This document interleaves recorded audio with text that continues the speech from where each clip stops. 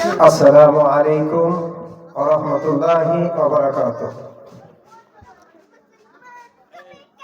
ইন্নাল হামদালিল্লাহি নাহমাদুহু ওয়া নাস্তাঈনুহু ওয়া নাস্তাগফিরুহু ওয়া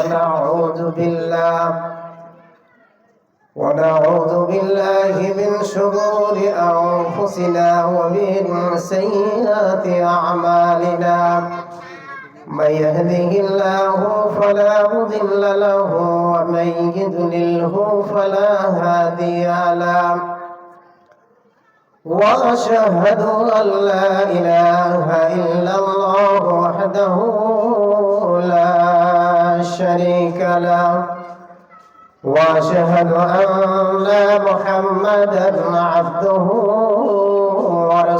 ورسوله أما بعد أعوذ بالله من الشيطان الرجيم. بسم الله الرحمن الرحيم. وإذا بشر أحدهم بالأنثى ظل وجهه مسودا وهو كظيم.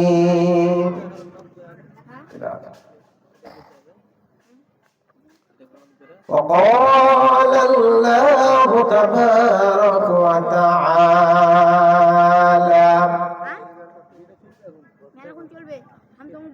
وإذا الموءودة سئلت بأي ذنب قتلت.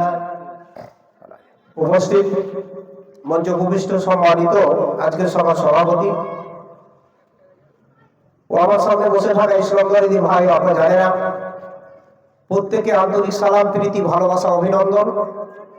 সর্বোপরি মহান সত্তা রব্বুল ইজ্জাতের কৃতজ্ঞতা জ্ঞাপন করি, যিনি অশেষ কৃপায় আমার মতো নগণ্যকে এখানে কিছু বলার জন্য আল্লাহ পাক উপস্থিত করেছেন। তাই সেই মহান সত্তার অন্তরস্থল থেকে কৃপণতা না করে আমরা মহব্বতের সহিত তিনার শুকরিয়া জ্ঞাপন করি, পড়ি আলহামদুলিল্লাহ। অতঃপর দুরূদ ও সালাম বর্ষিত হোক বিশ্বনবী মুহাম্মদ রাসূলুল্লাহ সাল্লাল্লাহু আলাইহি ওয়াসাল্লামের প্রতি। আল্লাহুম্মা সাল্লি আলাইহি আল্লাহুম্মা বারিক আলাইহি। আমি আপনাদের সম্মুখে গ্রন্থ মুকুট আল কোরআনুল কারীম থেকে দুই জায়গা থেকে গুটি কয়েকটি আয়াত পরিবেশন করেছি। ইনশাআল্লাহুল আজিজ উক্ত আয়াতগুলিকে কেন্দ্রে রেখেই আমার ক্ষুদ্র জ্ঞানে কিছু কথা বলবো মনে করে এসেছি। আল্লাহ আমাকে বলার, প্রত্যেকেই শোনার পরে জীবনে বাস্তবায়ন করার তৌফিক দান করেন, সকল পড়া আমিন। আসলে খুব দুঃখজনক ব্যাপার, আজকে আমরা জালসা মানে হচ্ছে মেলা, এটা পরিষ্কার বুঝে নিতে হবে। জালসা উপলক্ষে মেলা যদি না হয় লোক আসবে না, আবার মেলা যদি হয় তবু লোক আসবে না, এই হচ্ছে পরিস্থিতি। তার মানে আমরা মনে করে নিয়েছি যে জালসাতে যাব না, বলেছে যাব বহু, এতে আমাদের কোনো যায় আসে না। তো বন্ধুগণ, আমি যে কি বলবো এটা এখন বুঝতে পারছি না যে আমি কোন দিক থেকে বক্তব্যটা শুরু করব। মানে স্টেজের যে অবস্থা, প্যান্ডেলের যে অবস্থা, তাতে বলার মন মানসিকতা যেটা ছিল সেটা নষ্ট হয়ে গেছে। যাই হোক, সময় স্বল্প, এসেছি যখন কিছু না বললেও নয়। তো আজকে আপনাদের সম্মুখে কোরআনুল কারীম থেকে যে আয়াতগুলি পড়েছি তার বিষয়বস্তু হচ্ছে ইসলামে নারীর মর্যাদা। এই ইসলামে নারীর মর্যাদা এটা বুঝতে গেলে আপনাকে আমাকে যেতে হবে ইসলাম পূর্ব যুগে, প্রাক ইসলামী যুগ বা জাহেলিয়াতি যুগ, যেটা ছিল আপনার নবী ঈসা আলাইহিস সালামের আকাশে উঠিয়ে নেওয়া থেকে নবী মুহাম্মদ রাসূলুল্লাহ সাল্লাল্লাহু আলাইহি ওয়াসাল্লামের আগমন, এই মধ্যখানে 5 থেকে 6 বছরের ব্যবধান। এই সময়টা হচ্ছে আইয়ামে জাহেলিয়া, অর্থাৎ অজ্ঞতার যুগ, বর্বরতার যুগ, মূর্খতার যুগ।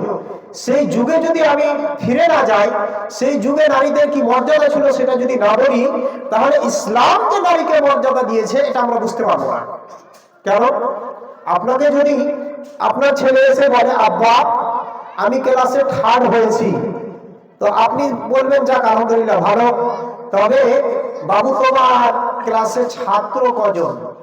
আপনার ছেলে যদি বলে আমার ক্লাসে ছাত্র 3 জন, যেমন বলেন আপনার ছেলে তৃতীয় স্থান অধিকার করেছে, ছাত্র 3 জন, আপনার ছেলে যদি কিছু নাও লিখে আসে তবু তো থার্ড হবে, তাই না? তাই তো? কথা বুঝতে পারছেন না? তবুও তো থার্ড হবেই, কারণ আর প্রতিদ্বন্দ্বী কেউ নেই, ফার্স্ট সেকেন্ডের মধ্যে প্রতিদ্বন্দ্বী ছিল। আমি বুঝাতে চাইছি যে ইসলাম যে নারীর মর্যাদা দিয়েছে, এখন আমি আপনাকে দেখাবো যে ইসলাম পূর্ব যুগে নারীর মর্যাদা কতটা ছিল। মানে প্রতিদ্বন্দ্বী আছে, ইসলাম ছাড়া যতগুলি ধর্ম রয়েছে এরা নারীকে কতটা সম্মান দিয়েছে, তো ওগুলো বললে আপনি তাহলে ইসলামের মর্যাদাটা আপনি বুঝতে পারবেন। আজকে ইসলামকে নিয়ে যে অনেকেই বিভিন্ন রকম কথা বলে, মন্তব্য করে যে ইসলাম নাকি নারীদের মর্যাদা দেয়নি, আপনাকে আমি সেই ঘটনা যদি তুলে ধরি তাহলে বুঝতে পারবেন। ইসলাম পূর্ব যুগে, আইয়ামি জাহিলিয়াতের যুগে, অজ্ঞতার যুগে তারা বিভিন্ন রকমের অপকর্ম, বিভিন্ন রকমের বদভ্যাস, এমনকি এমন তারা কাজ করত, তার মধ্যে একটা ছিল নারীদেরকে জিন্দায় দাফন করে দেওয়া হতো। কন্যা সন্তান হওয়া মানে তার পৃথিবীতে বেঁচে থাকার অধিকার নেই, তাদেরকে জিন্দায় পুঁতে দেওয়া হতো। এই ছিল সেই সময়কার পরিস্থিতি আইয়ামি জাহিলিয়াতের যুগে। আপনাকে আমি এবার একটা ঘটনা বললে আপনি বুঝতে পারবেন কতটা তারা ছিল জঘন্য, কতটা তারা ছিল অমানুষ, যে তারা এইভাবে নারীদের সাথে এইরূপ আচরণ করেছিল। বন্ধুরা আমার, একজন সাহাবী ইসলাম কবুল করেছে, করার পরে আল্লাহর নবীর কাছে এসে বলছেন, হে আল্লাহ পাকের রাসূল, আমি তো ইসলাম কবুল করে নিয়েছি, আমি ইসলাম কবুল করে নিয়েছি, ইসলামে দীক্ষিত হয়ে গিয়েছি, আপনি বলুন তো দেখি, আপনার কাছে আমি জানতে চাই ইসলাম পূর্ব যুগে যত রকমের অপকর্মের সঙ্গে আমি জড়িয়েছিলাম, যত রকম জঘন্য কাজ আমি করেছি, ওই সমস্ত কাজগুলি কি, ওই জঘন্য ওই পাপের কাজ করেছি, সেইগুলি কি আল্লাহ পাক ক্ষমা করে দেবে? আল্লাহ বললেন, আল ইসলামু ইয়াহদিমু মা কানা ক্বাবলাহু। আল্লাহর নবী বলেন, ও সাহাবী শুনে দাও, ইসলাম এমন একটা ধর্মের নাম, ইসলাম এমন একটা রিলিজিয়নের নাম, ইসলাম এমন একটা ধর্মের নাম, কোন মানুষ যখন ইসলামকে মনোপ্রাণে মেনে নেয়, যখন ইসলামকে গ্রহণ করে নেয়, ইসলামের সুশীতল ছায়া তারে যখন চলে আসে, তখনই আল্লাহ রাব্বুল আলামিন তার সঙ্গে সঙ্গে বিগত জীবনের গুনাহগুলিকে ক্ষমা করে দেয়। আল্লাহ নবী এই কথা বলছেন, আর সাহাবীর চোখ দিয়ে ঝরঝর ঝরঝর করে যেন জল পড়ছে। আল্লাহর নবী বলছেন, সাহাবী কাঁদো কেন, একটু বলে দাও।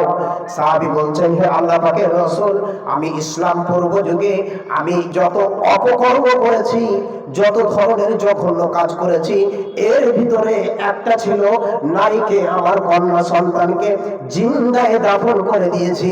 আমার মনে হয় আল্লাহ রাব্বুল আলামিন এই কাজের জন্য আমাকে ক্ষমা করবেন না। আল্লাহ নবী বললেন, সাহাবী বলো তুমি কিভাবে তোমার সেই জাহেলিয়াতের যুগে তোমার কন্যা সন্তানকে তুমি হত্যা করেছিলে। এই করুণ ঘটনা সাহাবী বলতে লাগলেন। আমার স্ত্রী বাচ্চা সম্ভব, কয়েকদিন পরে বাচ্চা ডেলিভারি হবে, আমি ব্যবসা বাণিজ্যের সূত্রে বিদেশে চলে গেলাম, বাইরে চলে গেলাম, আমার বিবিকে বলে গেলাম, বিবি রে, যদি তোমার পেট থেকে পুত্র সন্তান হয় তবে তার যত্ন নেবে, তার আদর করবে, তার লালন পালন করবে, তাকে ভালোবাসা দেবে, আর যদি কন্যা সন্তান হয় তবে তাকে ভালোবাসা দেওয়ার দরকার নেই, তাকে দুনিয়া থেকে বিদায় করে দেবে, জীবন্ত পুঁতে ফেলে দেবে। বলুন নাউযুবিল্লাহ। এত ছিল জঘন্য কথা। এই কথা বলে তিনি যখন বাইরে চলে গেলেন, বেশ কয়েক বছর পরে বাড়ি এসেছেন, ওই সাহাবী দেখছেন, মানে জাহিলিয়াতের যুগের কথা তিনি নবীকে শোনাচ্ছেন, যে আমার সামনে একটা মেয়ে এই দিকে যায়, শুধু যাওয়া আসা করছে, আমি দেখছি। দেখার পরে বেগমকে জিজ্ঞাসা করলাম, এই কন্যা সন্তানটি কে? যখন আমি আমার স্ত্রীকে জিজ্ঞাসা করলাম, সঙ্গে সঙ্গে আমার বিবি বলে দিলেন, আপনাকে আমি বলতে পারিনি, আমি মা সেই কন্যা সন্তানকে জীবন্ত দাফন করতে পারিনি, আপনাকেও বলতে পারিনি, কিন্তু এটাই হচ্ছে আপনার কন্যা সন্তান, আমি যাকে জীবন্ত দাফন করে দিতে পারিনি, যে আপনার সামনে ঘটছে। হে আল্লাহর রাসূল, আমার মাথায় যেন আকাশ ভেঙে পড়লো, আমি এখন কি করব? কারণ জাহিলিয়াতের যুগে যখন তাদেরকে কন্যা সন্তানের সুসংবাদ দেওয়া হতো, যখন তাদেরকে কন্যা সন্তানের সুসংবাদ দেওয়া হতো, আল্লাহ রাব্বুল আলামিন বলছেন, وَإِذَا بُشِّرَ أَحَدُهُم بِالْأُنثَى ظَلَّ وَجْهُهُ مُسْوَدًّا وَهُوَ كَظِيمٌ يَتَوَارَى مِنَ الْقَوْمِ مِنْ سُوءِ مَا بُشِّرَ بِهِ أيمسكه على هون أم يدسه في التراب ألا ساء ما يحكمون। যখন জাহিলিয়াতের যুগে যখন কাউকে কন্যা সন্তান হয়েছে সুসংবাদ দেওয়া হতো, তখন তারা এই সুসংবাদ হওয়া মাত্রই তাদের চেহারা কালো হয়ে যেত, তাদের মুখটা কালো কদাচিৎ হয়ে যেত। আর কি হতো, তারা সমাজের সামনে নিজেকে প্রকাশ করতো না, আত্মগোপন করে রাখতো। কারণটা ছিল সমাজের সামনে কন্যা হয়েছে মানে লজ্জা। মানুষের সামনে আমি কি করে নিজেকে দেখাবো? মানুষের সামনে বাজারে কোনো আত্মীয়র বাড়িতে যেত না, কারণ কন্যা হয়েছে। সেই সমাজে ছিল তাদের কাছে এটা লজ্জার ব্যাপার।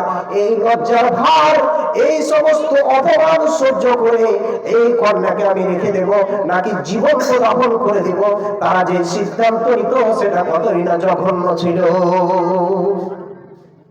আল্লাহ পাকের নবীকে এইভাবে বলছেন, হে আল্লাহ পাকের রাসূল, আমার মাথায় যেন একটা জিনিস ঘুরতে লাগলো, আমি অপমান সহ্য করে কন্যাটিকে রেখে দেব নাকি জীবন্ত দাফন করে দেব।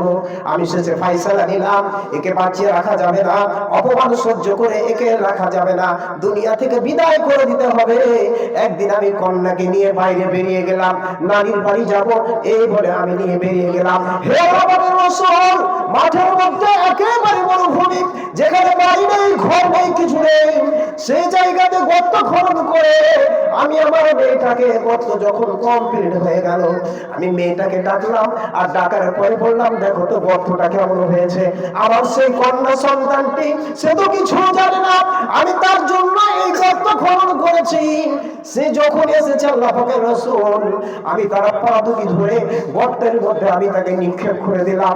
মেয়েটি গর্তে পড়ে বারবার করে চিৎকার করে বলছে, বিনয় করে বলছে, আব্বা আমাকে ছেড়ে দিন, আমাকে বাঁচতে দিন, আমি আপনার এই পৃথিবীতে আপনার পরিচয় দেব না, আপনি আমার বাবা, প্রয়োজন হলে আমি ভিক্ষা করে খাবো, আমি মানুষের বাড়ি খেটে খাবো, কাজ করে খাবো, আমি দুই চোখ যেই দিকে যাবে চলে যাব, আপনি আমাকে বাঁচতে দিন, আপনি বাঁচতে দিন। আল্লাহ পাকের রাসূল মেয়েটি বারবার করে বিনয় করে কাঁদো কাঁদো কণ্ঠে আমাকে বারবার করে বলতেই থাকলো, আব্বা আমাকে ছেড়ে দিন, আমাকে বাঁচতে দিন। আর পৃথিবীর মানুষের কাছে আপনাকে লজ্জা পেতে হবে না, আপনাকে কেউ লজ্জা দেবে না, আপনাকে কেউ অপমান করবে না, অপদস্থ করবে না। আল্লাহ পাকের রাসূল আমার মেয়েটি বারবার করে এইভাবে করে আমার কাছে প্রাণ ভিক্ষা চাইলো, কিন্তু আমি এতটাই সেই জাহালাতের কারণে আমার হৃদয়টা এতটাই পাষাণ ছিল, এতটাই কঠোর ছিল, আমি আমার কন্যা সন্তানটিকে বড় একটা পাথর তার বুক বরাবর লক্ষ্য করে মেরে দিলাম। আল্লাহ পাকের রাসূল পাথরটি যখন আমার মেয়েটির বুক বরাবর পড়ে গেল, পিনকি দিয়ে রক্ত বের হতে লাগলো, সে চিৎকার করে কাঁদতে লাগলো। আমি তার কাঁদার দিকে কর্ণপাত না করে আমি সেখান থেকে ফিরে চলে আসলাম। আল্লাহ পাকের রাসূল শুনছেন আর কাঁদছেন। আহারে, মানুষ কি করে এতটা জঘন্য হতে পারে, নিজের কন্যা সন্তানকে জীবন্ত দাফন করেছে।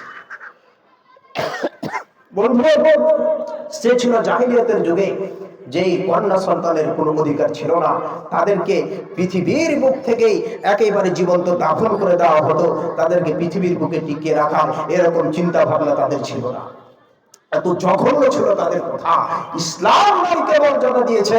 আল্লাহ রাব্বুল আলামিন বলছেন ওয়াইদাল মাউদাতু সুইলাত বিআইয়ি যামবিন কুতিলাত, সেদিন কিয়ামতের মাঠে ওই কন্যা সন্তানদেরকে, ওই সন্তানদের জিজ্ঞাসা করা হবে যাদেরকে পৃথিবীতে জীবন্ত দাফন করে দেওয়া হয়েছিল, তাদের জিজ্ঞাসা করা হবে বলো কোন অপরাধে তোমাদেরকে এই পৃথিবীর বুক থেকে জীবন্ত দাফন করে দেওয়া হয়েছিল।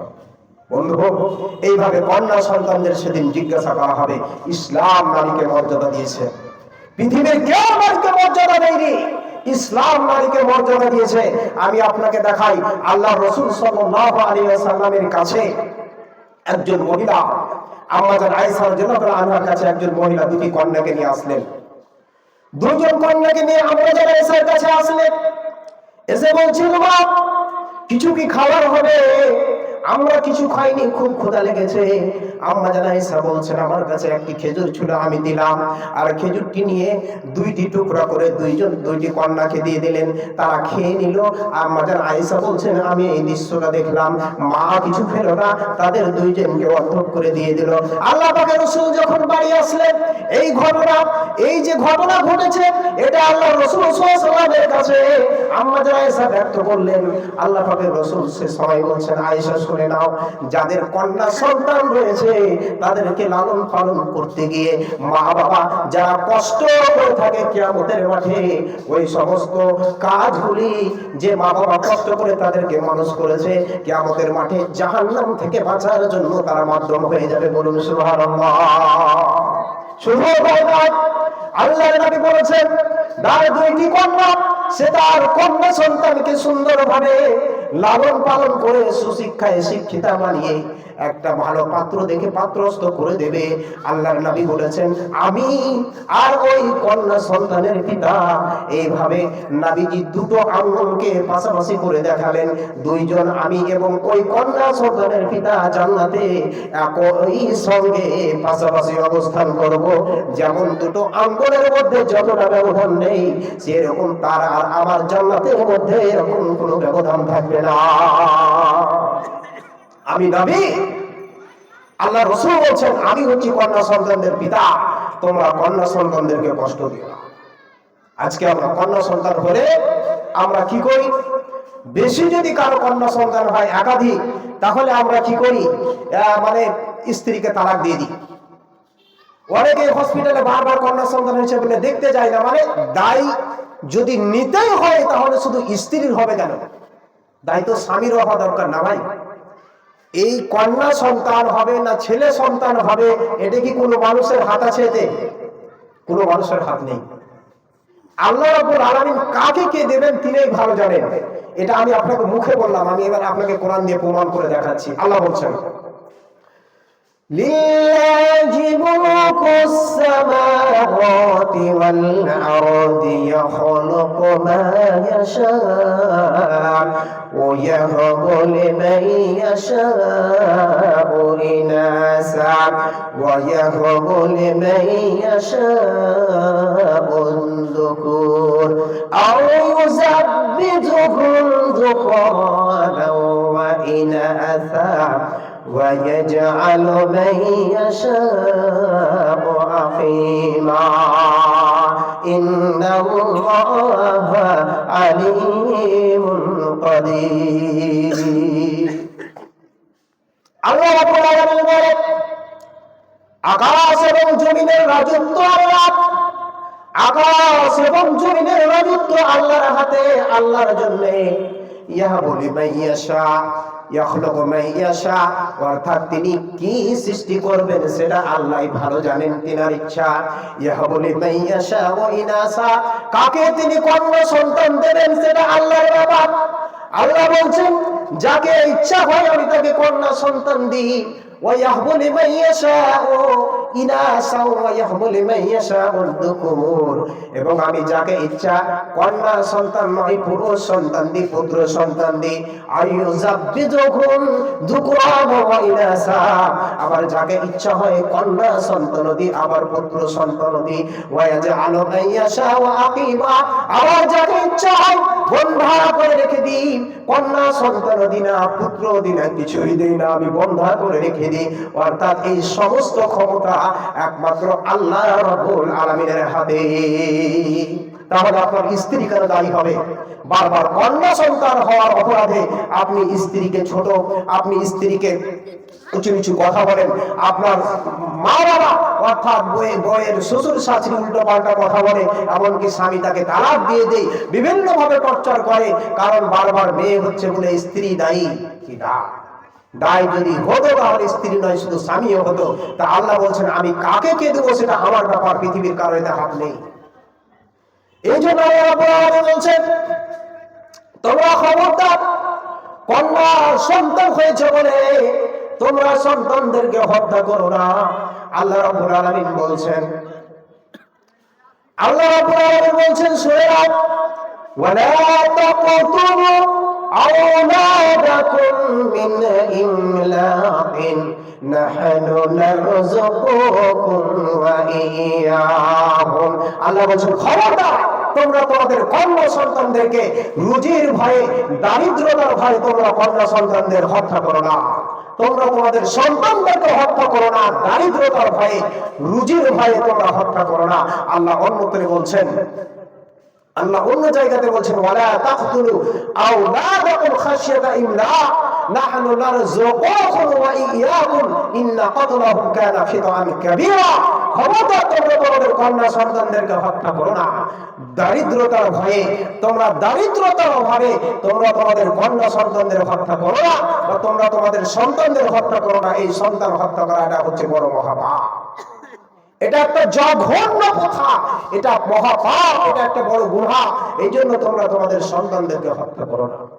কিন্তু আজকে আমরা সন্তানদের হত্যা করি। রুজির মালিক কে ভাই? বলেন তো, রুজির মালিক কে? আল্লাহ। পৃথিবীর কারো ক্ষমতা আছে একটা টাইম খাওয়াবে? পৃথিবীতে যত মানুষ রয়েছে সবকে এক টাইম, যে ভারতের মধ্যে সব থেকে ধনী ব্যক্তি মুকেশ আম্বানি, তাকে বলেন তো যতগুলি মানুষ আছে ভারতবর্ষের মাটিতে সবাইকে এক টাইম খাওয়াতে হবে? পারবে না।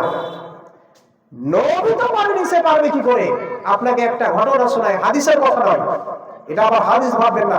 নবী সুলাইমান আলাইহিস সালাম, তিনি একজন নবী। তো আমরা শুনেছি না, নবী সুলাইমান আলাইহিস সালাম, তিনাকে আল্লাহ রাব্বুল আলামিন যতগুলি মুজিজা দিয়েছিলেন তার মধ্যে এটাও মুজিজা ছিল যে তিনি পৃথিবীতে যত জীবজন্তু রয়েছে, পশু পাখি, সমস্ত কিছুর তিনি ভাষা বুঝতে পারতেন এবং তিনার আয়ত্তে ছিল, তাই না?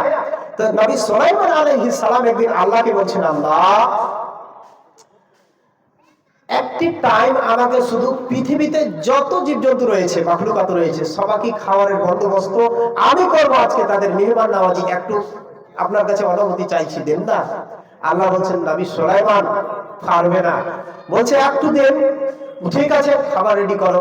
দীর্ঘদিন ধরে খাবার সংগ্রহ করা হলো, খাবার গচ্ছিত করা হলো। এবার আল্লাহকে বলছেন, এবার আপনি আপনার যে মানে মাখলুকাত মেহমানদের পাঠাতে। আল্লাহ বলছেন ঠিক আছে, সমুদ্রের একটা প্রাণী, কোন জায়গাতে বলা হয়েছে মাছ, বলা হলো যাও, এই সুলাইমান আলাইহিস সালামের বাড়ি আজকে খাবারের ব্যবস্থা, আজকে আমি তোমাদের খাবার দেব না। যাওয়ার পরে যতগুলি খাবার সংগ্রহ করা হয়েছিল সমস্ত খাবার একেবারে খেয়ে শেষ করে দিল। ও কি শুধু ওই একজনের জন্য খাবারের ব্যবস্থা করেছিল? কি বলেন? না, সমস্ত খাবার যখন খেয়ে শেষ, তারপরে নবী সুলাইমান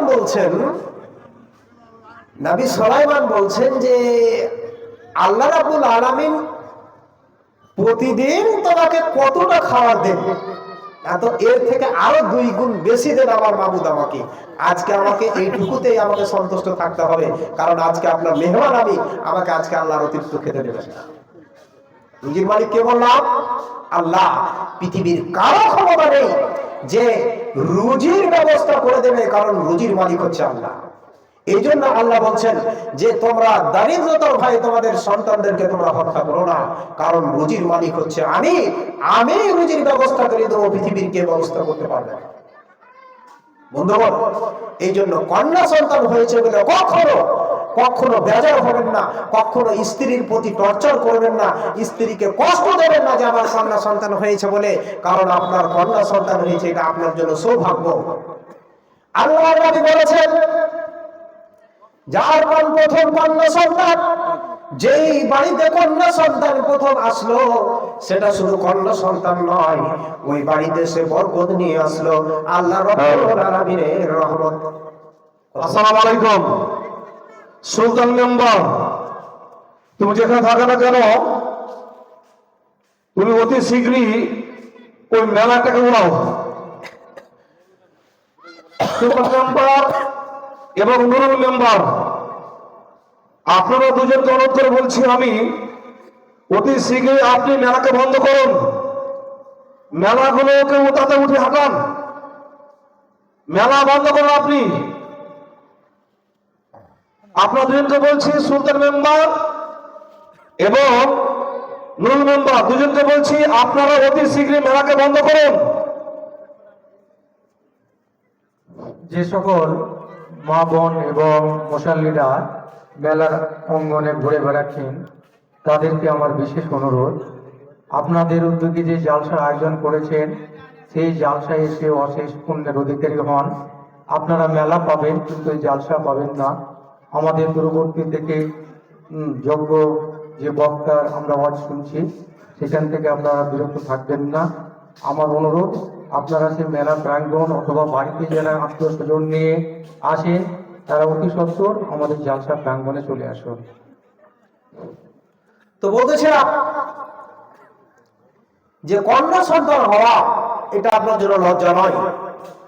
কন্যা সন্তান হয়েছে বলে কখনো স্ত্রীকে আপনি মারধর করবেন না, স্ত্রীর উপরে টর্চার করবেন না, স্ত্রীকে তালাক দেবেন না। কারণ কন্যা সন্তানই হোক আর পুত্র সন্তানই হোক বা নাই হোক, তার জন্য স্ত্রী দায়ী নয়, পৃথিবীর কেউ দায়ী নয়। আল্লাহ ভালো জানেন তিনি কাকে কন্যা দেবেন, কাকে পুত্র দেবেন, কাকে দেবেন না, সেটা আল্লাহর হাতে। এই জন্য কন্যা সন্তানের জন্যই আল্লাহ রাসূল সাল্লাল্লাহু আলাইহি ওয়াসাল্লাম বলেছেন, যার কন্যা সন্তান তার জন্য, আপনি বলুন তো, বাবাকে বলা হলো যে ওই কন্যা সন্তানের পিতা আর আমি এইভাবে জান্নাতে একেবারে পাশাপাশি অবস্থান করব। এটা কোনো পুত্র সন্তান হয়েছে বলে এরকম বলা হয়নি, এই অফার দেওয়া হয়নি। তাই মানে ভাববেন না যে পুত্র সন্তান খারাপ, আল্লাহ যেটা দিয়েছে ওটাই আলহামদুলিল্লাহ ভালো। যেহেতু আইয়ামে জাহেলিয়াতের যুগে কন্যা সন্তানদের জীবন্ত দাফন করে দেওয়া হতো, এই জন্য কন্যা সন্তানদের যেন দাফন না করে দেওয়া হয়, সেই জন্য আল্লাহ রাসূল সাল্লাল্লাহু আলাইহি ওয়াসাল্লাম এখানে পুরুষের মর্যাদাটাকে দেখিয়ে দিয়েছেন যে একজন বাবা কন্যা সন্তানকে যদি তার যত্ন নেই, আদর যত্ন করে, ভালোবাসা দেয়, তাহলে সেই বাবা কতটা লাভবান। কিয়ামতের মাঠে সেই বাবার জন্য আল্লাহ রাব্বুল আলামিনের নবী বলছেন যে একই সঙ্গে এভাবে জান্নাতে একদম পাশাপাশি থাকবো। ইসলাম নারীকে 3 রকম ভাবে মর্যাদা দিয়েছে, একটা কন্যা হিসাবে, একটা স্ত্রী হিসাবে, আবার একটা হচ্ছে আপনার মা হিসাবে। নারী যতটা তার জায়গা পরিবর্তন হয়েছে, পদের উন্নতি হয়েছে, আল্লাহ রাব্বুল আলামিন তার মর্যাদা সেভাবে বাড়াতেই থেকেছেন। আমি সংক্ষিপ্ত আকারে বলছি, যেহেতু সবাই কম বক্তা চলে আসবেন, আপনাকে আমি এবার মানে কন্যা হিসাবে যে নারীর মর্যাদা ইসলাম সেটা দিয়েছে, পৃথিবীতে কেউ কন্যাকে এইভাবে মর্যাদা দেয়নি।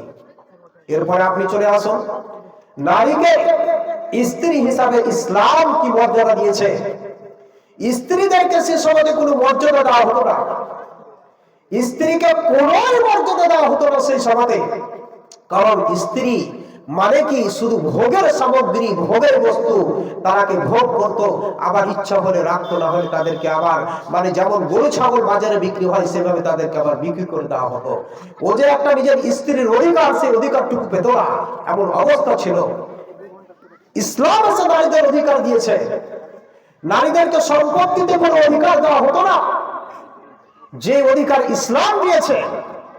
আপনি দেখুন, যখন কোন একজন নারী বিবাহ বন্ধনে আবদ্ধ হয়, তখন তার যে অধিকার সেটা হচ্ছে মোহরানা। আল্লাহ রাব্বুল আলামিন বলেছেন, ওয়াতুন নিসাই সাদাকাতিহিন্না নিহলা, তোমরা তোমার স্ত্রীদের অধিকার মোহরানা সেটা আদায় করে দাও, তার প্রাপ্য, তার হক তুমি সেটা আদায় করে দাও। আমরা জানি যে স্ত্রী আপনি মোহরানা যদি পরিশোধ না করে, তাহলে কিয়ামতের মাঠে সেই স্ত্রী যদি আপনার প্রতি দাবি রাখে, কিয়ামতের মাঠে আপনাকে সেই হিসাব দিতে হবে। কারণ স্ত্রীর মোহরানা আপনাকে পরিশোধ করতেই হবে, আপনি বাধ্য। তারপরে আপনি বাসরে যাবেন। যদি আপনি একান্তই একেবারে যদি দেওয়ার সামর্থ্য না থাকে, আপনি স্ত্রীকে পরে দিবেন, স্ত্রীকে বলে নিতে হবে। কিন্তু এখন দেখা যায় বর্তমানে, আজ থেকে আমার 50 বছর আগে বিয়ে হয়েছে, এখনো দেখেন মোহরানা পরিশোধ করেনি। এরকম লোক আছে না ভাই? সমাজে আছে কিনা? যে ওর 20 বছর 30 বছর 40 50 হয়ে গেছে, ও দুনিয়ার সবই করছে, এমনকি শ্বশুরের বাড়ি থেকে ও মোটা অঙ্কের টাকাও নিয়েছে, অথচ ও এতটাই নির্লজ্জ ফকির যে স্ত্রীর মোহরানা পরিশোধ করার পরিমাণ ওর কাছে এখনো টাকা হয়নি। এর মতো জঘন্য আর কে হতে পারে? এত জঘন্য, এত আমাদের সমাজে এখন এত জঘন্য লোক রয়েছে যে ও শ্বশুর বাড়ি থেকে কিছু নেওয়ার আশায় থাকে, কিন্তু স্ত্রীকে মোহরানা দিতে হবে এই চিন্তা ভাবনা থাকে না। আল্লাহ রাসূল সাল্লাল্লাহু আলাইহি ওয়াসাল্লাম বলেন হাদিসের ভিতরে, ইয়া মা'আশারাশ শাবাব মান ইসতাতা মিনকুমুল বাত ফালইয়াতাযাওয়াজ। আল্লাহর নবী বলেন, ও যুবকের দল, ইয়া মা'আশারাশ শাবাব মান ইসতাতা মিনকুমুল বাত, যদি তোমাদের ভিতরে বাতের সামর্থ্য থাকে তাহলে তোমরা কি করো? তোমরা বিবাহ করো। আর যদি বাতের সামর্থ্য না থাকে তবে তোমরা বিবাহ করবে না। বাত কাকে বলে? মুহাদ্দিসিন ইকরামগণ এই বাত শব্দের 3 রকম ভাবে ব্যাখ্যা করেছেন। একটা হচ্ছে আপনার ভিতরে শারীরিক দৈহিক ক্ষমতা থাকতে হবে। দ্বিতীয় নম্বর হচ্ছে আপনি আপনার স্ত্রীকে যে বিবাহ করবেন, আপনি একটা অন্য বাড়ি থেকে অন্য জনের পাত্রীকে স্ত্রী হিসাবে গ্রহণ করবেন, তার জন্য তাকে মোহরানা, তার প্রাপ্য, তার অধিকার আপনাকে দিতে হবে। এই সমপরিমাণ আপনার কাছে সম্পদ থাকতে হবে, তাকে মোহরানা দিতে হবে। আর তৃতীয় নম্বরে আল্লাহর নবী বলেন, তোমার ভিতরে একটা স্ত্রীকে তোমার বাড়িতে নিয়ে আসবে, স্ত্রীর ভরণ পোষণ, স্ত্রীর দায়িত্ব, এটা পূর্ণ করার মতো ক্ষমতা যদি তোমার ভিতরে না থাকে, তবে আল্লাহর নবী বলছেন ফালইয়াতাযাওয়াজ, তুমি বিবাহ করো না, খবরদার তুমি বিবাহ করো না। এই হচ্ছে বাতের ব্যাখ্যা। আপনার এই 3 রকমের যদি আপনার ক্ষমতা থাকে তাহলে আপনি বিবাহ করেন না। আল্লাহ রাসূল তারপরে বলছেন, আপনি বলবেন যে আমার দৈহিক ক্ষমতা ঠিক আছে, মৌলভী সাহেব আমার শারীরিক ক্ষমতা ঠিক আছে, জলদি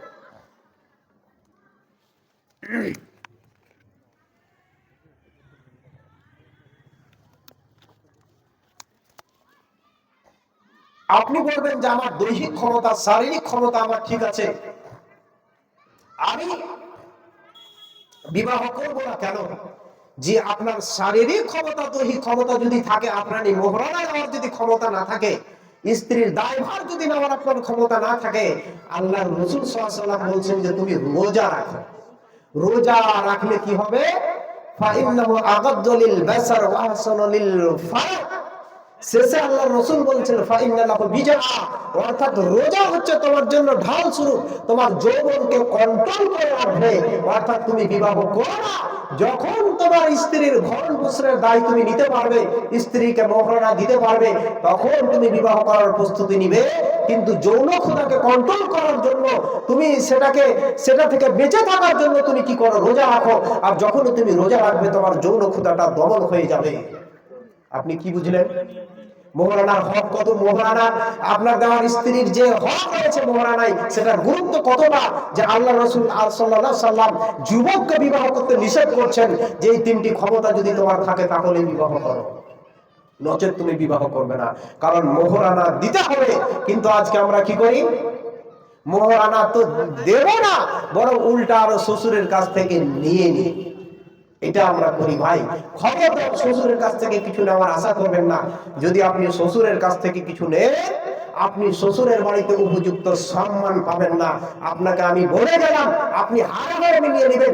যেই জামাই শ্বশুরের বাড়ি থেকে কিছু নেইনি তার সম্মান শ্বশুরের বাড়িতে, আর আপনি শ্বশুরের কাছ থেকে বাইক নিয়েছেন, আপনি মোটা অঙ্কের টাকা নিয়েছেন, আপনি একবার শ্বশুর বাড়ি গিয়ে দেখবেন আপনার সম্মানটা কোথায়। আপনি শ্বশুর বাড়ির সম্মান পাবেন না, কারণ আপনি বিক্রি হয়ে গেছেন আপনার শ্বশুরের কাছে। টাকার বিনিময়ে আপনি কোনোদিন আপনার শ্বশুরের কাছে সম্মান পাবেন না, কারণ আপনি শ্বশুরের কাছে টাকা নিয়েছেন। শ্বশুর আপনাকে ঢেলে দেয়, আপনি কিছুই চাননি, ঢেলে দেখ আপনাকে, আলহামদুলিল্লাহ ভালো। কারণ কোন শ্বশুর চাই না যে আমার মেয়ে কষ্টে থাকুক, প্রত্যেক শ্বশুর চাই আমার মেয়ে সুখে থাকুক, এটা প্রত্যেকটি চাই। আপনাকে বলি, আচ্ছা বলেন, একটা মেয়ে সুন্দর করে লালন পালন করেছে ছোট থেকেই। বয়স যখন 16-17 হলো, প্রত্যেক বাবাই চায় আমার কন্যাটিকে সুন্দরভাবে একটা পাত্র দেখে, সুন্দর একটা পাত্র দেখে পাত্রস্থ করে দেব। এবার মেয়ে আস্তে আস্তে বড় হলো, সুন্দর পাত্র দেখার পর বাবা রিক্সা চালিয়ে খায়, গরিব মানুষ, তারপরে টাকা জমা করে রেখেছে, বিবাহ হয়ে গেল, জামাই খুবই সুন্দর, জামাই কিছুই নেবে না।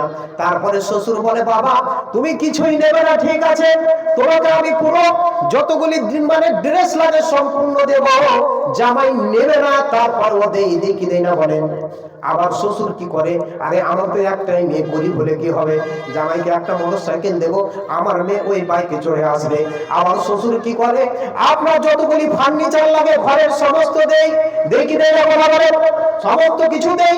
আপনি যদি নির্লজ্জর মতো চান তারপরেও দেই, না চাইলেও আপনাকে দেই, কারণ এটা বর্তমান প্রথা হয়ে গিয়েছে। আর একটা কথা মাথায় রাখবেন, কোনো আপনার মানে মেয়ের পিতা, কোনো মেয়ের মাতা এরা চাইবে না আমার মেয়ে সেখানে কষ্টে থাকুক, কারণ প্রত্যেককেই চাইবে আমার মানে ভালোবাসা। আমি মেয়েটিকে ছোট্ট থেকে সুন্দর করে আস্তে আস্তে তিল তিল করে বড় করলাম, অন্যজনের হাতে আমি তুলে দেব। আমি যে মেয়েকে কোনোদিন একবার বলেছে, আব্বা বাজারে গিয়েছে এই খাবারটা নিয়ে আসতে হবে, আমি নিয়ে এসেছি, আব্বা এই পোশাকটা ভালো লাগছে আমি নিয়ে এসেছি, কষ্ট দিনই, সেই মেয়ে আমার শ্বশুর বাড়িতে গিয়ে কষ্ট পাবে, জামাই কষ্ট দিবে, আমি সহ্য করতে পারবো না। এই জন্য আপনাকে আপনার শ্বশুর আপনার যখন প্রয়োজন হয় একবার যদি ফোন করে বলেন, আব্বা আমি আজকে এই জায়গাটা নিচ্ছি, এই জায়গা নিতে গিয়ে 50,000 টাকা আমি খেয়ে গেছি, জমাতে পারি না, আপনার শ্বশুর কষ্ট হলেও তার কাছে না থাকলেও ধার করে চেষ্টা করবে জামাইকে দেওয়ার, দিবে কে দিবে না বলেন, অবশ্যই দেবে। এই জন্য বলছি, খবরদার আপনি ওই শ্বশুরের কাছ থেকে কিছু নেওয়ার আশা করবেন না, বরং আপনি যতটা পারবেন আপনার শ্বশুরকে আপনি দেওয়ার চেষ্টা করবেন। তো বন্ধু বলতেছিলাম যে ইসলাম কথা কোন দিকে চলে যাচ্ছে। ইসলাম নারীকে মর্যাদা দিয়েছে, যে মর্যাদা কন্যা হিসাবে কেউ দিতে পারেনি নারীকে, যে মর্যাদা স্ত্রী হিসাবে নারীকে কেউ দিতে পারেনি, আর্থিক মর্যাদাই হোক আর স্ত্রী হিসাবে যে মর্যাদাই হোক সম্পূর্ণ দিয়েছে ইসলাম। আল্লাহ রাব্বুল আলামিন বলেন, হুন্না লিবাসুল লাকুম ওয়া আনতুম লিবাসুল লাহুন্না, তুমি তোমার স্ত্রীর জন্য পোশাক, সে তোমার জন্য পোশাক, একজন অপরজনের জন্য আরামদায়ক। তুমি তোমার স্ত্রীকে যেমন সন্তুষ্ট করবে, তোমার স্ত্রীও তোমাকে সন্তুষ্ট করবে, খুশি করবে। আসসালামু আলাইকুম। ভলান্টিয়ারকে বলছি, তোমরা মেলা কাছে যা আছো এখানে একটা ভলান্টিয়ার এসো। আর এই গ্রামের সর্দারকে বলছি, তোমার কেন খবর নাই মাহফিলে? সর্দার, তোমার বাড়ির মেলা তুমি ভাঙে তাদের এখানে এসো। সর্দারকে বলছি, তোমার বাড়ির মেলাটা ভেঙে দাও, তুমি তাড়াতাড়ি এসে এখানে এসো।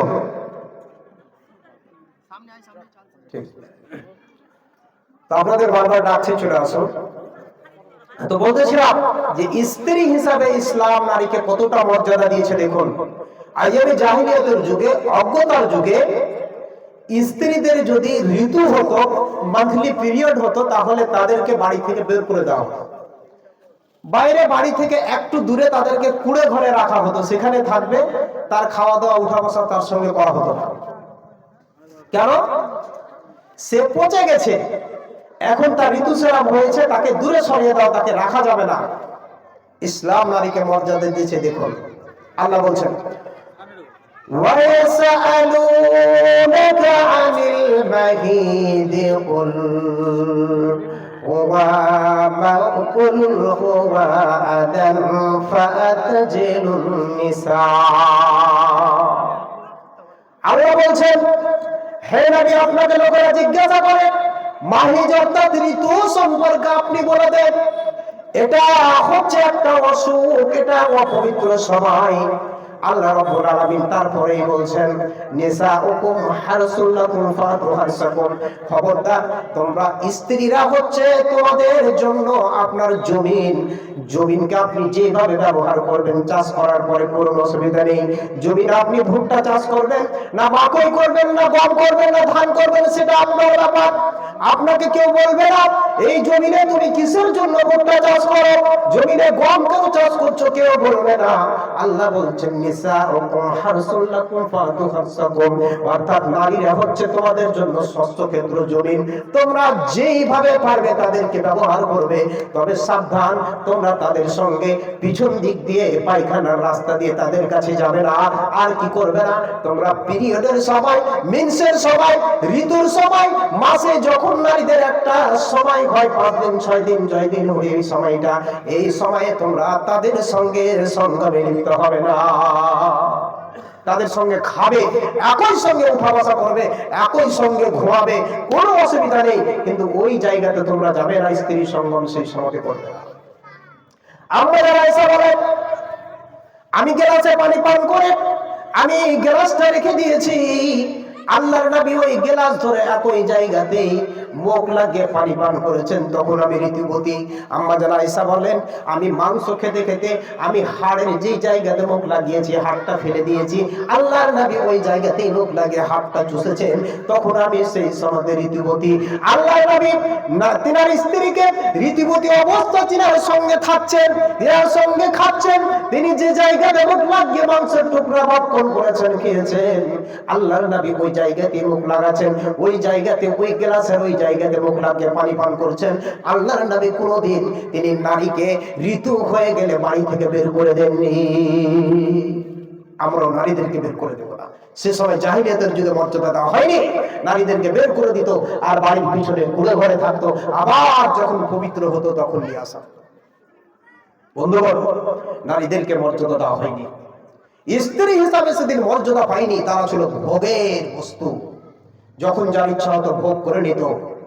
আরো একটা জঘন্য প্রথা ছিল মারা গেলে, বাবা মারা গেলে ওই মাকে ছেলেরা উত্তরাধিকার সূত্রে, আমরা জানি যে বাবার উত্তরাধিকার সূত্রে সন্তান সন্ততি থাকলে তারা সম্পদের ভাগ পায়।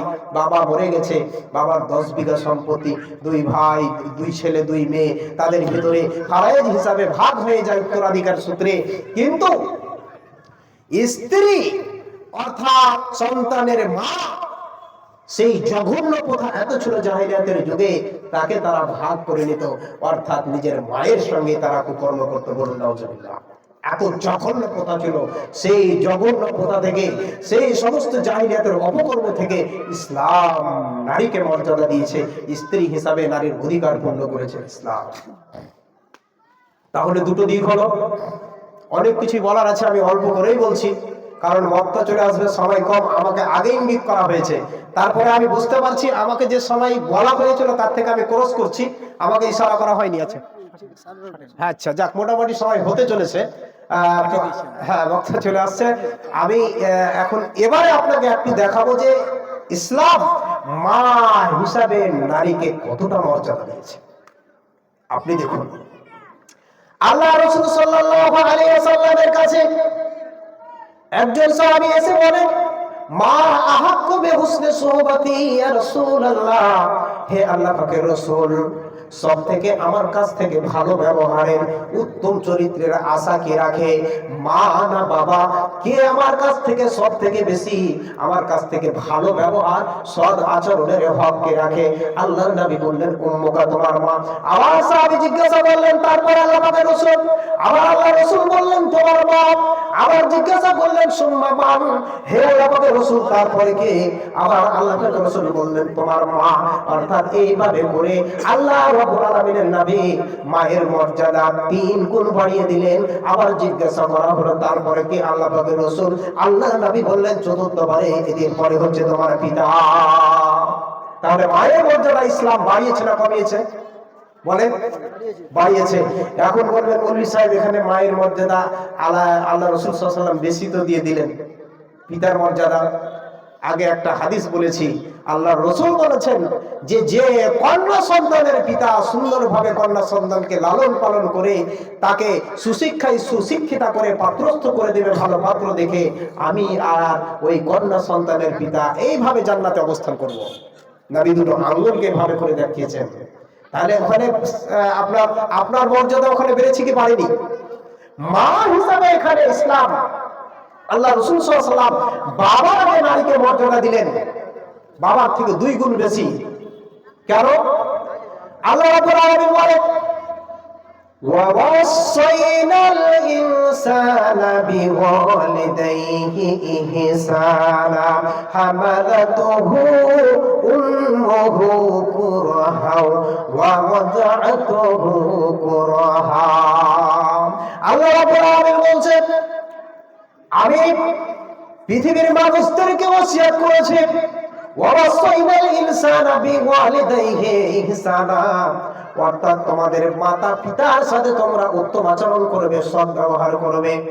আর কি করবে? কেননা তোমার মা তোমাদেরকে, তোমার মা কষ্টের পর কষ্ট করে, কষ্টের পর কষ্ট সহ্য করে তোমাদেরকে মানুষ করেছে। কত কষ্ট! মা পেটের ভিতরে, পেটের মধ্যে আপনাকে নির্দিষ্ট একটা সময় 7-8 মাস 9 মাস যতটাই হোক না কেন নিয়ে থেকেছেন।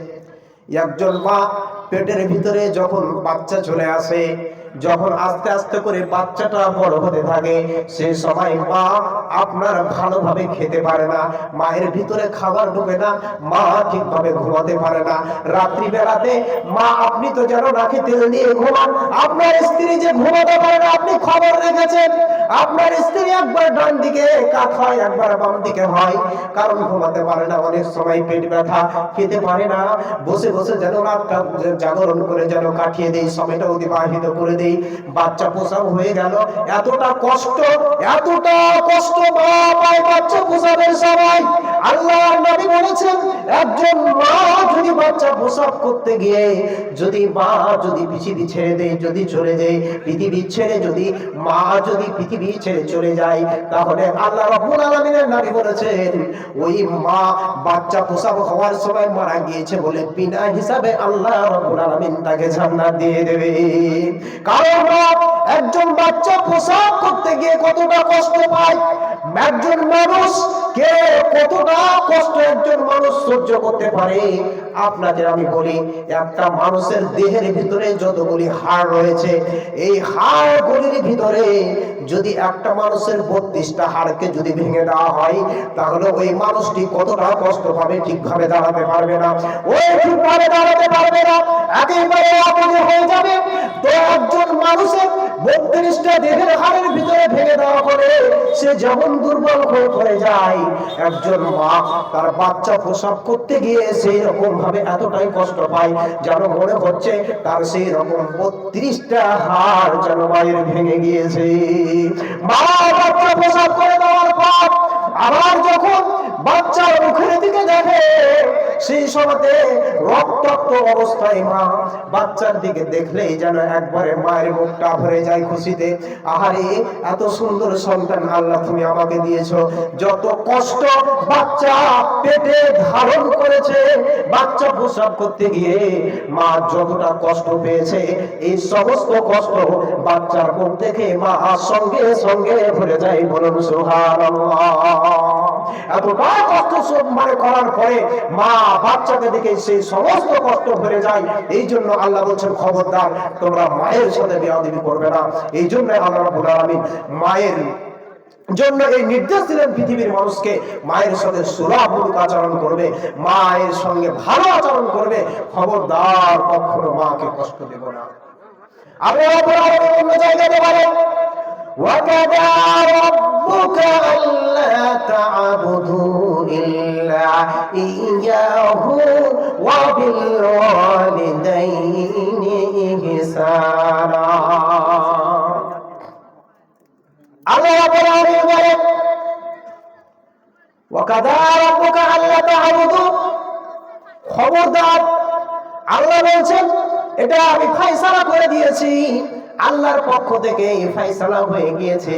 ওয়াকাদা রাব্বুকা আল্লা তা'বুদু ইল্লা ইয়াহু, তোমরা মানে প্রথমে তোমাদের রবের তোমরা কি করবে, আনুগত্য করবে, রবের ইবাদত করবে, তারপরে কি করবে, ওয়াবিল ওয়ালিদাইনি ইহসানা, তোমরা মাতা পিতার সঙ্গে সৎ ব্যবহার করবে, ভালো আচরণ করবে। ইন্না ইয়াবলুগা ইনদাকা কিবারা আহাদুহুমা, যদি তোমাদের মাতা এবং পিতা উভয়ের মধ্যে কেউ যদি বার্ধক্যে উপনীত হয়, যদি বার্ধক্যে পৌঁছে যায়, তবে আল্লাহ রাব্বুল আলামিন বলছেন উফি ওয়ালা তানহারহুমা ওয়া কুল লাহুমা কাওলান কারীমা। তোমরা তোমাদের মাতা পিতার সঙ্গে তোমরা পরিমাণ মাতা পিতাকে তোমরা কষ্ট দেবে না। যদি দুইজনের ভিতরে কেউ বার্ধক্যে পৌঁছে যায়, তাহলে তোমরা তাদের সঙ্গে সম্মানজনক কথা বলবে, তোমরা তাদের সাথে ভালো আচরণ করবে। কারণ তোমার মা তোমাকে যেমন ভাবে ছোটবেলাতে লালন পালন করেছে, তুমি তোমার মাকে সেইভাবে তুমি মায়ের আদর যত্ন করবে।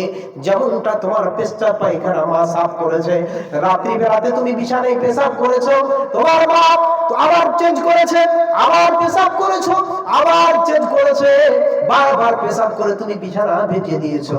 মা এবার তোমাকে, তোমার মা ওই তোমার ভিজা যে তুমি যে পুরোটা ভিজিয়ে দিয়েছো, তোমার মা তোমাকে বুকের উপরে করে রাত পার করেছে, তবুও তোমাকে তোমার মা সেই জায়গাতে ওই ভিজা জায়গাতে রাখেনি, এত কষ্ট করেছে মা। এই জন্য আল্লাহর নবী বলেছেন, তোমরা তোমাদের মা কত কষ্ট করেছে এটা বুঝতে গেলে তোমরা তোমাদের স্ত্রীদের দিকে দেখো, কারণ তোমাদের স্ত্রীরাও তো কারো না কারো মা হবে। খবরদার, মায়ের সঙ্গে আমরা কখনো বেয়াদবি করব না, কখনো আমরা মায়ের সাথে অসৎ আচরণ করব না, যাতে করে মা কষ্ট পায়। কারণ ইসলাম নারীকে মর্যাদা দিয়েছে কন্যা হিসাবে, ইসলাম নারীকে মর্যাদা দিয়েছে স্ত্রী হিসাবে, ইসলাম নারীকে মর্যাদা দিয়েছে মা হিসাবে। বন্ধুরা, আল্লাহর নবীর কাছে একজন সাহাবী আসলেন, আসার পরে বলছেন, হে আল্লাহ পাকের রাসূল, আমি আপনার সাথে জিহাদের মাঠে যেতে চাই, যুদ্ধের মাঠে যেতে চাই, একটু আমাকে পারমিশন দেওয়া হবে কি? আল্লাহ পাকের রাসূল বলছেন, তোমার মা কি বেঁচে আছেন? বলছেন, হ্যাঁ আল্লাহ পাকের রাসূল বেঁচে আছেন। আল্লাহর নবী বললেন, বাড়ি চলে যাও, আর বাড়ি গিয়ে তোমার মায়ের দেখভাল করবে, তোমার মায়ের দেখাশোনা করবে। আল্লাহ রাব্বুল আলামিন তোমাকে এতে জিহাদের মর্যাদা দিয়ে দিবে, শহীদের মর্যাদা দিয়ে দিবে। এখন বলবেন যে কেন এই কথা বলা হলো? যে তুমি আল্লাহ রাসূল সাল্লাল্লাহু আলাইহি ওয়াসাল্লাম জিহাদের জন্য সাহাবাদেরকে উৎসাহ প্রদান করতেন যে তোমরা জিহাদের যেতে হবে, জিহাদের জন্য তোমরা এসো, কিন্তু এখানে আবার বললেন যে তুমি বাড়ি চলে যাও, তোমার মায়ের দেখভাল করো। আসলে ওর মায়ের প্রয়োজন ছিল সেই সন্তানের দেখভাল করার, বলে আল্লাহ রাসূল বলেছিলেন যে তুমি বাড়ি চলে যাও, তোমার মায়ের দেখভাল করো, তাহলে তুমি এতে কি পাবে? সব পেয়ে যাবে। বন্ধুরা, আবার আল্লাহর নবীর কাছে একজন সাহাবী এসে বলছেন, ইয়ামান থেকে এসে বলছেন, হে আল্লাহ পাকের রাসূল, আমি সুদূর ইয়ামান থেকে এসেছি, আপনার কাছে আমি ইয়ামান থেকে এসেছি। আল্লাহ পাকের রাসূল, আমি আপনার কাছে একটা প্রশ্ন নিয়ে এসেছি, আমি এটা জানতে চাই, আমি আমার মাকে, আমি মানে হজে যাওয়ার জন্য আমি আমার মাকে গিয়ে বললাম, ও মা, আমি তো হজে যেতে চাই, একটু তোমার কাছে অনুমতি চাইছি, একটু আমাকে পারমিশন দেবে, আমি একটু হজ করে আসবো, বাইতুল্লাহ জিয়ারত করে আসবো। হে আল্লাহ পাকের রাসূল, আমার মা বলছেন, বাবা রে, আমার তো এই মানে বৃদ্ধ অবস্থাতে আমার ইচ্ছা করে বাইতুল্লাহ শরীফ জিয়ারত করার। আল্লাহ পাকের রাসূল মা যখন এই কথা বললেন, সঙ্গে সঙ্গে আমি বসে গেলাম, আর বসে যাওয়ার পরে আমি বললাম, মা আপনি আমার পিঠে উঠে যান। আমার মাকে আমি পিঠে করে বহন করে নিয়ে আমি উকুফে আরাফা করেছি, মিনা মুজদালিফার আমি সাই করেছি, আমি কাবা শরীফের তাওয়াফ করেছি, জিয়ারত করেছি।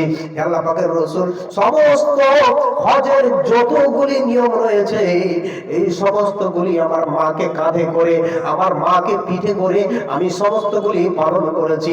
হে আল্লাহ পাকের রাসূল, আপনার কাছে আমি জানতে চাই, আমার মায়ের দুধের ঋণ কি শোধ হবে? আল্লাহ নবী বলছেন, সাহাবী শুনো, তুমি তোমার মাকে কাঁধে করে তুমি হজ করেছো, উকুফে আরাফা করেছো, বিনা মুজদালিফার সাই করেছো, তুমি সব করেছো, তোমার মায়ের এক ফোঁটা দুধের ঋণ তুমি শোধ করতে পারোনি। এই হচ্ছে মা। এই জন্য আল্লাহ রাসূল সাল্লাল্লাহু আলাইহি ওয়াসাল্লাম বলে দিয়েছেন, আল্লাহ বলেছেন, তোমরা খবরদার মায়ের সাথে বেয়াদবি করবে না, মায়ের সঙ্গে সুলভ আচরণ করবে, মায়ের সাথে সব আচরণ করবে, মায়ের সাথে খবরদার তোমরা বেয়াদবি করবে না। তো বন্ধু, ইসলাম নারীকে মর্যাদা দিয়েছে। আমার বলার অনেক কিছু ছিল, বক্তা সাহেব চলে এসেছেন, আমি আর বেশি কিছু বলতে চাইছি না। আপনাদের কাছে বিনীত অনুরোধ, আপনারা খবরদার মায়ের সঙ্গে বেয়াদবি করবেন না। আপনারা স্ত্রীদের প্রতি বারবার কন্যা হয়েছে বলে এই অপরাধে স্ত্রীদের তালাক দেবেন না, স্ত্রীদেরকে বাড়ি থেকে বের করে দিবেন না, স্ত্রীদের টর্চার করবেন না। বারবার কন্যা সন্তান হচ্ছে বলে স্ত্রীদেরকে মারবেন না, এবং সন্তান হচ্ছে না বলে ওই স্ত্রীদেরকে মারবেন না, তাদের প্রতি অত্যাচার করবেন না, টর্চার করবেন না। কারণ এই সমস্ত কিছু হচ্ছে আল্লাহর হাতে, পৃথিবীর কারো হাতে নয়। এই জন্য বলছি ভাইজান, নবজানের আবার এতক্ষণ পর্যন্ত আমি আপনাদের সম্মুখে আমার ক্ষুদ্র জ্ঞানে, আমি খুব বড় বক্তা নই, বড় আলেমও নই, শেষে আমি একটা কথা বলবো, যে বক্তব্য শেষ করে দেব। আপনারা হয়তো মিলে পড়েছেন, আমি বড়তলী মাদ্রাসাতুল ফালার শিক্ষক, আমি সেখানে শিক্ষকতা করি। আমার বাড়ি কাদিরপুর, এটা আপনারা অনেকে জানেন। তো যাই হোক, আমার মাদ্রাসাতেও আজকে জালসা অলরেডি এখন চলছে। আমি এখানে কথা দিয়েছি বলে অল্পক্ষণের জন্য চলে এসেছি আপনাদের কথা রাখার জন্যে। তো এখন যেটা কথা হলো যে মাদ্রাসায় আমাদের এখন 6-7 পর্যন্ত সামনে ভর্তি নেওয়া হবে। আপনারা আপনাদের সন্তানদের পড়াবেন। আপনাদের এখানকার ছেলে একটা আছে, পড়ছে ওখানে, ছেলেটার নাম হচ্ছে ইকবাল হোসেন, আমার নামই নাম, ওর বাবার নামটা বলতে পারবো না, এখানকারই ছেলেটা ইকবাল হোসেন ছেলেটার নাম, সে পড়ছে মাদ্রাসাতেই। আপনাদের এই মুসলিমপুরেরই ছেলে আছে দুটো, এই ছেলেটা আমার মাদ্রাসা ফার্স্ট হয়েছে, সাইফুল ইসলাম, ওর বাবার নাম সাইফুল ইসলাম। তো যাই হোক, এখান থেকে পড়ছে। আপনারা আমাদের মাদ্রাসায় আপনাদের ছোট ছোট বাচ্চাদেরকে পড়াবেন, খুব যত্ন সহকারে সুন্দরভাবে লেখাপড়া হচ্ছে। আর আমাদের প্রচার করতে এসেছিল সম্ভবত এদিকে, দিয়েছে থাকে তাহলে সওগাতগুলি পৌঁছেছে, ক্যালেন্ডার যদি না পৌঁছে থাকে ইনশাআল্লাহ আমি পৌঁছে দেবো। ওখানে আমাদের ফোন নম্বর আছে, আপনারা যেভাবে আমার সাথে যোগাযোগ করবেন। আল্লাহর কাছে দোয়া করি মাহমুদ আমাদের প্রত্যেকেই এতক্ষণ যা শুনলাম, আমরা আগামীতে যা শুনবো, আমরা প্রত্যেকেই শোনার পরে পরেই সেটাকে জীবনে বাস্তবায়ন করতে পারি। আল্লাহ রাব্বুল আলামিন আমাদেরকে এই তৌফিক দান করেন, সকল বলা আমিন। এই বলে আমি বিদায় নিচ্ছি। আসসালামু আলাইকুম ওয়া রাহমাতুল্লাহি ওয়া বারাকাতুহু।